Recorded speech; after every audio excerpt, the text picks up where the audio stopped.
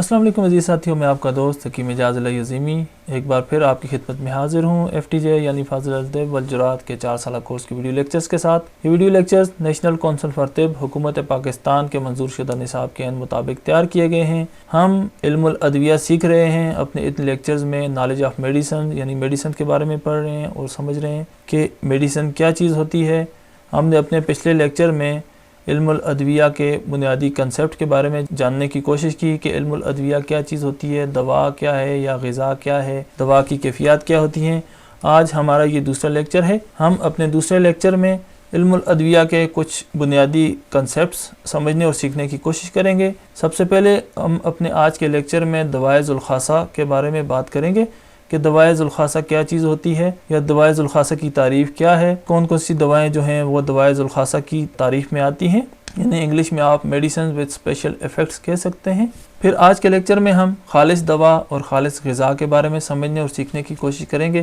कि खालिस दवा और खालिस ग़िज़ा किसे कहते हैं। फिर दवाए ग़िज़ाई और ग़िज़ाए दवाई के बारे में समझने और जानने की कोशिश करेंगे कि दवाई ग़िज़ाई किसे कहते हैं, कौन कौन सी चीज़ें ऐसी हैं जिन्हें दवाई ग़िज़ाई कहा जाता है और कौन कौन सी ऐसी चीज़ें हैं जिन्हें ग़िज़ाए दवाई कहा जाता है या ग़िज़ाए दवाई क्या चीज़ होती है। फिर आज के लेक्चर में हम दवा, ग़िज़ा और दवाए ज़ुल्खासा का फ़र्क जानने की कोशिश करेंगे। तो आगे बढ़ने से पहले मेरे YouTube चैनल को लाइक करें, सब्सक्राइब करें और बेल आइकन को क्लिक करें ताकि नई आने वाली वीडियोज़ के नोटिफिकेशन बर वक्त आप तक पहुँचते रहें। तो बढ़ते हैं अपने आज के लेक्चर की जानिब। इल्मुल अदविया का ये दूसरा लेक्चर है। हम अपने इन लेक्चर्स में इल्मुल अदविया के तमाम बुनियादी कंसेप्ट्स समझने और सीखने की कोशिश करेंगे। आज के लेक्चर के जो टॉपिक हैं उनमें सबसे पहला टॉपिक दवाए ज़ुल्खासा है, यानी दवाए ज़ुल्खासा के बारे में हमने समझना और जानना है कि दवाए ज़ुल्खासा किसे कहते हैं। ज़ुल्खासा के मानी खासियत के हैं, यानी किसी चीज़ की ज़ाती सिफ़त या खासियत, यानी ऐसी दवा जो अपनी मखसूस सलाहियत व खासियत से जिस्म पर असर अंदाज हो उसे दवाए ज़ुल्खासा कहते हैं। ऐसी दवा जो कैफियत अरबा, जैसा कि हमने अपने पहले लेक्चर में आपको बताया था कि दवाओं की मुख्तलिफ कैफियत होती हैं जिनमें गर्मी, सर्दी, खुश्की या तरी पाई जाती है। तो ऐसी दवा जो कैफियत अरबा जिनमें से गर्मी, सर्दी या खुश्की व तरी के अलावा अपनी एक खासी सिफ़त भी पाई जाए, यानी वो दवाएं जिनमें उन 4 कैफियत से हट कर कोई मखसूस सिफ़त पाई जाए, मखसूस खासियत पाई जाए, उन दवाओं को दवाए ज़ुल्खासा कहा जाता है। यानी ऐसी दवाएं जो गर्मी, सर्दी, खुश्की या तरी की कैफियत से हट कर उससे बालातर होकर कुछ मखसूस सिफ़त या मखसूस खासियत भी रखती हों, तो ऐसी दवाओं को दवाए ज़ुल्खासा या मेडिसिन विद स्पेशल इफ़ेक्ट कहा जाता है। अब इसको हम मिसाल के तौर पर अगर समझने और सीखने की कोशिश करें तो सामने स्क्रीन पे आपको एक मैग्नेट और एक बिजली की तार दिखाई गई है। यहाँ इनका ताल्लुक हमारे टॉपिक के साथ बराह रास्त तो नहीं बनता, लेकिन ये समझाने के लिए, आपको सिखाने के लिए, मिसाल के तौर पर बताने के लिए यहाँ पर तस्वीर लगाई गई हैं कि आप समझ सकें कि ज़ाती सिफ़त या ज़ाती सलाहियत क्या चीज़ होती है। सामने आपको एक मैग्नेट की तस्वीर नज़र आ रही होगी, ये देख सकते हैं आप। इस मैग्नेट के साथ कुछ लोहे चून चिपके हुए हैं। यहाँ पे ये दिखाने का मकसद ये है कि मैग्नेट की एक ज़ाती सिफ़त होती है, एक ज़ाती खासियत होती है कि उसने हर हाल में इस लोहे चून को अपनी जानिब खींचना है या लोहे को अपनी जानिब खींचना है। मैग्नेट की ये जो सिफ़त होगी, मैग्नेट की वो सलाहियत कि उसने हर हाल में लोहे को या लोहे चून को अपनी जानिब खींचना है, इसकी ज़ुल्खासा सिफ़त कहलाती है, यानी उसकी ज़ाती सिफ़त कहलाती है, उसकी ख़ास सिफ़त कहलाती है। इस सिफ़त में गर्मी, सर्दी, खुश्की या तरी का कोई इफ़ेक्ट नहीं होगा, ये उससे बालातर होकर ये ज़ाती सिफ़त से लोहे को अपनी जानिब खींचेगा। फिर दूसरी तस्वीर में आप देख सकते हैं, आपको एक बिजली की तार दिखाई गई है जिसमें करंट गुजरता हुआ भी नज़र आ रहा होगा आपको। तो करंट लगाना बिजली की ऐसी सिफ़त है कि उसने हर हाल में बरकरार रखनी है, यानी बिजली का करंट से अगर एक गर्म कैफियत का इंसान गुजर रहा हो, सर्द कैफियत का गुजर रहा हो, खुश्क कैफियत का गुजर रहा हो या तर कैफियत का गुजर रहा हो, ये उसके सामने इसकी कोई अहमियत नहीं होगी। बिजली अपनी ज़ाती सिफ़त से, ज़ाती खासियत से हर कैफियत के इंसान पर हर सूरत में असरअंदाज होगी। इस तरह की जो कैफियत होती हैं, इस तरह की जो सलाहियतें होती हैं, इस तरह की जो सिफ़ात होती हैं, ऐसी सिफ़ात रखने वाली जो अद्वियात होती हैं उन्हें दवाए ज़ुल्खासा कहा जाता है। یہاں پہ ایک دوا کا ذکر کرنا ضروری سمجھا کیونکہ ہمارا ٹاپک تو دوا کا ہے، اس لیے دوا کا ذکر بھی نہایت ضروری ہے۔ تو یہاں پہ آپ کو جمال گھوٹا کی تصویر دکھائی گئی ہے۔ جمال گھوٹا ایک ایسی دوا ہے جو اپنے اندر ملین یا موصل اثرات رکھتی ہے، یعنی یہ ایسی دوا ہے جو اگر استعمال کر لی جائے، کسی بھی کیفیت کے انسان اگر وہ استعمال کر لیتا ہے، اگر وہ زیادہ مقدار میں استعمال کر لی جاتی ہے تو اس نے ہر صورت میں انسانی جسم کے ایکسکریٹری سسٹم کو بہت زیادہ متحرک کر کے تیز کر دینا ہے۔ اب بعض اوقات وہ ایکسکریٹری سسٹم اتنا تیز ہو جائے گا، اتنا متحرک ہو جائے گا کہ جسم کے تمام نمکیات، تمام پانی جسم سے خارج ہو جائے گا اور موت بھی واقع ہو سکتی ہے۔ یعنی جمال گھوٹا کی یہ ذاتی صفت کہ اس نے ہر صورت میں موصل اثرات جسم پر مرتب کرنے ہیں، یہ اس کی ذاتی خاصیت کہلائے گی، ذاتی صفت کہلائے گی، اس لیے یہ کیفیات اربع سے ہٹ کر بھی اپنے اس فعل کی وجہ سے جسم پر اثر انداز ہوگی۔ اسی طرح کی جو ادویات ہوتی ہیں جو اپنی خاصیت سے، اپنی ذاتی صفت سے جسم پر اثر انداز ہوتی ہیں، انہیں دوائیں ذوالخاصہ کہا جاتا ہے۔ اس کے علاوہ بھی بے شمار ایسی دوائیں ہیں جو دوائیں ذوالخاصہ کی صفت میں آتی ہیں۔ اس کا قطعاً مقصد نہیں ہے کہ ان میں گرمی، سردی، خشکی یا تری نہیں پائی جائے گی۔ کیفیات اربع میں سے بھی اس دوا میں کوئی نہ کوئی کیفیت پائی جائے گی اور اس دوا میں ایک اضافی صفت بھی پائی جائے گی جس اضافی صفت سے وہ جسم پر ہر صورت میں اثر انداز ہوگی اور اپنی اس ذاتی صفت سے جسم کو ضرور متاثر کرے گی۔ ایسی دوا کو دوائے ذوالخاصہ کہا جاتا ہے۔ میں امید کرتا ہوں آپ کو اس کی سمجھ آ گئی ہوگی۔ پھر بھی اگر آپ کو اس کی سمجھ نہ آ رہی ہو تو آپ نیچے کمنٹس میں لکھ سکتے ہیں، میں اس پر مزید مثالوں کے ساتھ آپ کو وضاحت کے ساتھ دوبارہ سے سکھانے کی کوشش کروں گا۔ اب خالص دوا اور خالص غذا کے بارے میں ہم نے سمجھنا ہے کہ خالص دوا اور خالص غذا کیا ہوتی ہے۔ نیچے سکرین پہ آپ ایک تصویر بھی دیکھ سکتے ہیں اور ریڈ کلر میں کچھ ٹیکسٹ بھی دیکھ سکتے ہیں۔ خالص دوا وہ چیز ہے جو جسم پر بالکیفیت اثر کرتی ہے لیکن جزو بدن نہیں بنتی اور اس میں غذائیت نام کی کوئی چیز نہیں ہوتی، یعنی وہ صرف اور صرف دوائی مقصد کے لیے استعمال کی جاتی ہے، مرض کے ازالہ کے لیے استعمال کی جاتی ہے۔ وہ اپنی ذاتی کیفیت سے جسم پر اثر انداز ہوتی ہے، جسم کی کیفیت پر ذاتی کیفیت سے اثر انداز ہوتی ہے، جسم میں سے مرض کا ازالہ کرتی ہے، مرض کو رفع کرتی ہے اور جسم کا جزو بدن بنے بغیر جسم سے خارج ہو جاتی ہے۔ خالص دوا میں غذائیت بالکل بھی نہیں پائی جاتی، ایسی دوا کو دوائے خالص کہا جاتا ہے یا افیکٹو ایجنٹ کہا جاتا ہے۔ اب خالص غذا کیا چیز ہے؟ خالص غذا کی اگر تعریف کی جائے تو خالص غذا تو وہی چیز ہوگی جس میں کوئی دوائی اثرات نہ پائے جائیں، وہ جسم کا حصہ بن جائے، جزو بدن بنے، جسم کو نشو و نما فراہم کرے، جسم کو غذائیت فراہم کرے، جسم کی بڑھوتری میں، نشو و نما میں بھرپور کردار ادا کرے، جسم کو انرجی فراہم کرے، جسم اس میں غذائیت پائی جائے، اس کا زیادہ تر حصہ جسم کا جزو بدن بن جائے اور کچھ فاسد مادوں کی صورت میں جسم سے خارج ہو جائے، ایسی چیز کو خالص غذا کہیں گے۔ لیکن اگر حقیقی معنوں میں اس کو سمجھنے کی کوشش کی جائے تو کوئی بھی چیز خالص غذا نہیں ہوگی، کچھ نہ کچھ حد تک اس میں دوائی اثرات بھی موجود ہوتے ہیں، کیونکہ اگر ہم اس چیز کا مشاہدہ کرنے کی کوشش کریں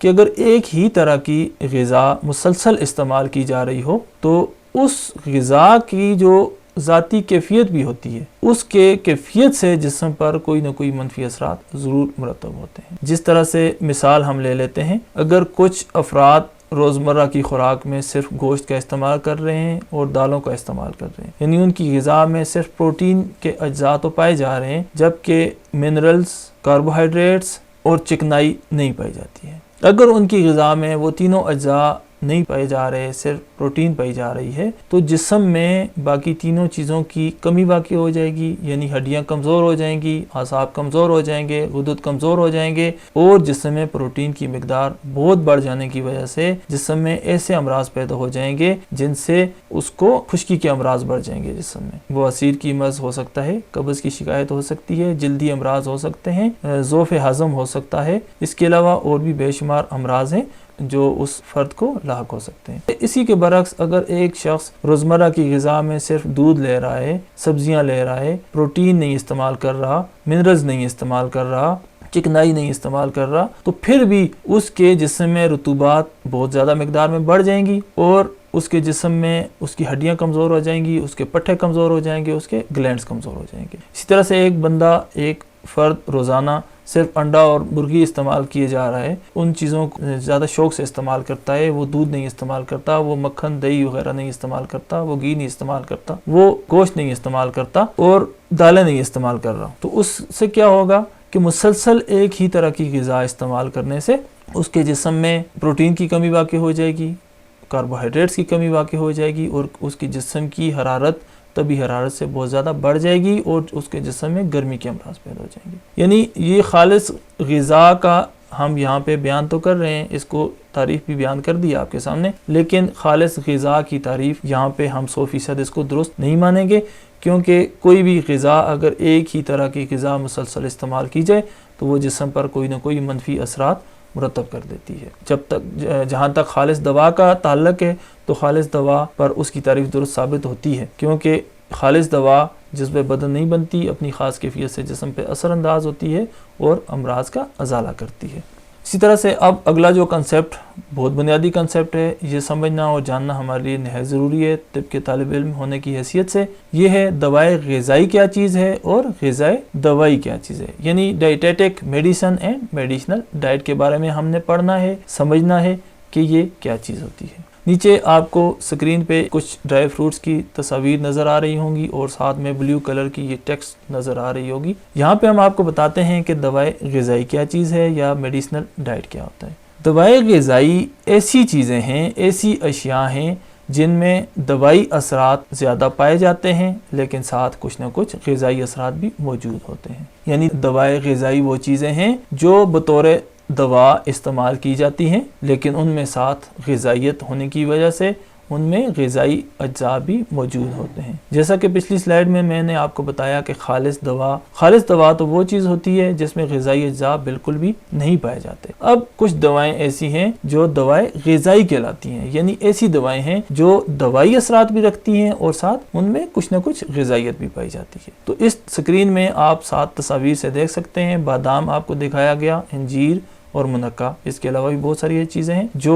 بطور دوا استعمال ہوتی ہیں اور ساتھ ان میں کچھ نہ کچھ غذائیت بھی موجود ہوتی ہے۔ تو یہ ہمارے روزمرہ کے استعمال ہونے والے وہ ڈرائی فروٹس ہیں جن کو ہم ایک معالج بطور دوا بھی تجویز کرتا ہے، اور اسی وجہ سے انہیں تجویز کرتا ہے کہ ساتھ ان میں غذائی اجزاء بھی پائے جاتے ہیں، یعنی یہ جسم کی نشو و نما میں بھی کردار ادا کر سکتی ہیں، جسم کے اندر وٹامنز، منرل، کاربوہائیڈریٹس اور پروٹینز وغیرہ کی کمی کو بھی پورا کرنے کی صلاحیت رکھتی ہیں۔ یعنی یہ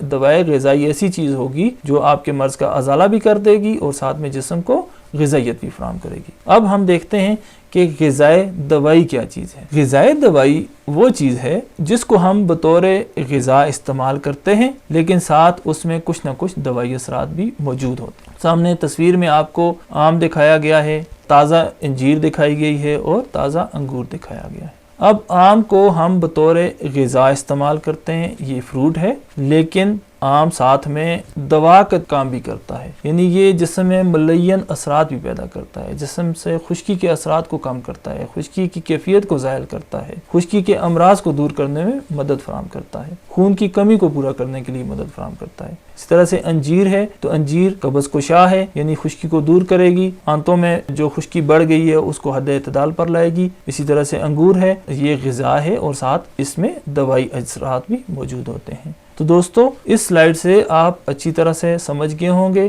کہ دوائے غذائی اور غذائے دوائی کیا کنسپٹس ہیں۔ یہ ہماری طب کے انتہائی عام کنسپٹس ہیں، کیونکہ ایک معالج کو پتہ ہونا چاہیے کہ جو چیز وہ اپنے مریض کو بتا رہا ہے وہ خالص دوا ہے، خالص غذا ہے، دوائے غذائی ہے یا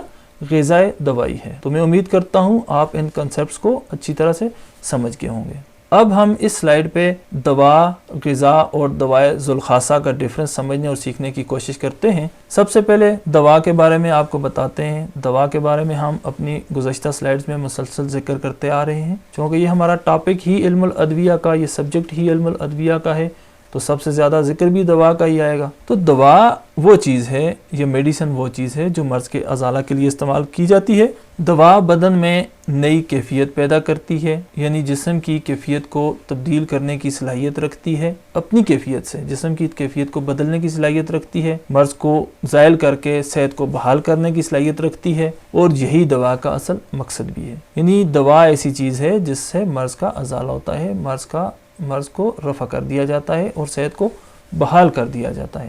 دوا اپنی ذاتی کیفیت یعنی بالکیفیت اثر کرتی ہے اور جزو بدن بنے بغیر جسم سے خارج ہو جاتی ہے۔ غذا کیا چیز ہے؟ غذا جسم کی نشو و نما کے لیے ضروری ہے، جسم کو انرجی اور قوت فراہم کرنے کے لیے ضروری ہے، جسم کے اعضاء کا قائم مقام بننے کے لیے ضروری ہے، اور غذا یہ تمام صلاحیت رکھتی ہے۔ ہماری روزمرہ کی جو غذا ہم استعمال کرتے ہیں وہ ہمارے کمزور اعضاء، تحلیل شدہ اعضاء کو دوبارہ سے قوت فراہم کر کے دوبارہ اپنی جگہ پہ تقویت پہنچا دیتے ہیں، یعنی ہمارے جسم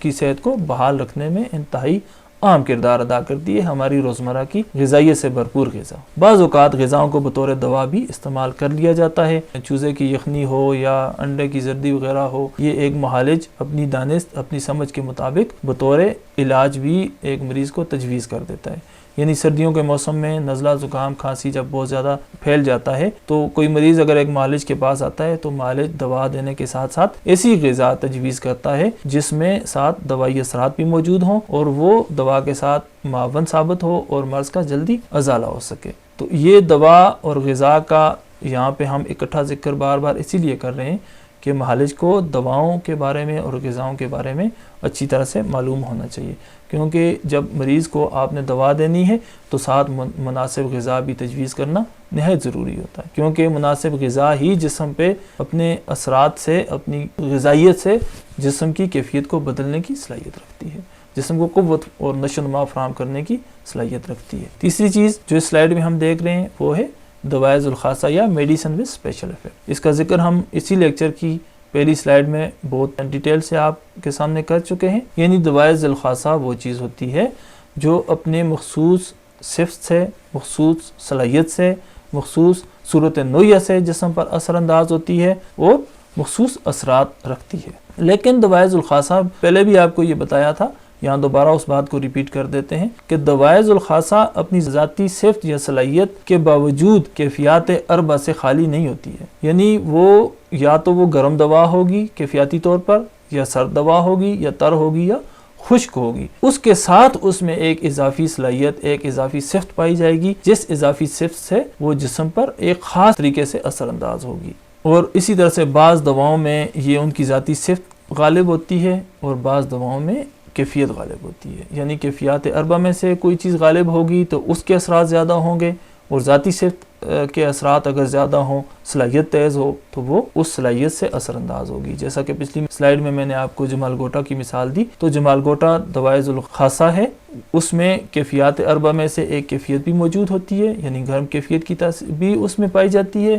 اور اس کی جو ذاتی صفت، ذاتی صلاحیت جو اسے مخصوص نوع بنا دیتی ہے وہ ہے اس کے موصل اثرات، جس سے وہ جسم کے تمام ایکسکریٹری آرگنز کو بہت زیادہ ایکٹیویٹ کر دیتی ہے۔ اس کے علاوہ بے شمار ایسی چیزیں ہیں باوجود اپنی ذاتی کیفیات اربع سے ہٹ کے ان میں کچھ اضافی صلاحیت بھی پائی جاتی ہے، اس لیے ان ادویات کو دوائے ذوالخاصہ کہتے ہیں۔ تو کچھ دواؤں میں کیفیات تیز ہوتی ہیں اور کچھ دواؤں میں ان کی ذاتی صفت یا صلاحیت تیز ہوتی ہے۔ تو دوستو آج کے لیکچر میں ہم نے دوائے ذوالخاصہ کے بارے میں سمجھنے اور سیکھنے کی کوشش کی، پھر خالص دوا اور خالص غذا کے بارے میں پڑھا، پھر دوائے غذائی اور غذائے دوائی کے بارے میں سمجھا، اور اس کے بعد ہم نے دوا، غذا اور دوائے ذوالخاصہ کے ڈیفرنس پر گفتگو کی۔ اب اگلے لیکچر میں آپ کے سامنے کچھ نئے ٹاپکس کے ساتھ حاضر ہوں گے۔ ہمارے اگلے لیکچر کے ٹاپکس ہوں گے دوا کا طریقہ تاثیر، یعنی دوا کس طرح سے جسم پر اپنی تاثیر پیدا کرتی ہے، کس طرح سے اثر انداز ہوتی ہے، ایفیکٹیونیس آف میڈیسن اسے کہیں گے۔ پھر ہم اپنے اگلے لیکچر میں تاثیر کے لحاظ سے دواؤں کی اقسام کے بارے میں پڑھیں گے، کیفیات کے لحاظ سے دواؤں کی اقسام کے بارے میں پڑھیں گے، یعنی جس طرح سے ہم نے کیفیات اربع کا ذکر کیا تو کیفیات کے لحاظ سے بھی دواؤں کی مختلف اقسام ہیں، یعنی دوا کا طریقہ تاثیر، یہ ہمارے اگلے لیکچر کا ٹاپک ہوگا۔ تاثیر کے لحاظ سے دوا کی اقسام یعنی types of medicine with reference to their effectiveness, اور پھر کیفیت کے لحاظ سے دوا کی اقسام یعنی types of medicine with reference to quality. یہ ہمارے اگلے لیکچر کے ٹاپکس ہوں گے۔ میں امید کرتا ہوں آپ کو آج کا یہ ویڈیو لیکچر پسند آیا ہوگا۔ اگر آپ کو یہ ویڈیو لیکچر پسند آیا ہو تو میرے یوٹیوب چینل کو لائک کریں، سبسکرائب کریں اور بیل آئیکن کو کلک کریں تاکہ نئی آنے والی ویڈیوز بر وقت آپ تک پہنچ سکیں۔ السلام علیکم، آپ کا دوست حکیم اعجاز الہی عظیمی۔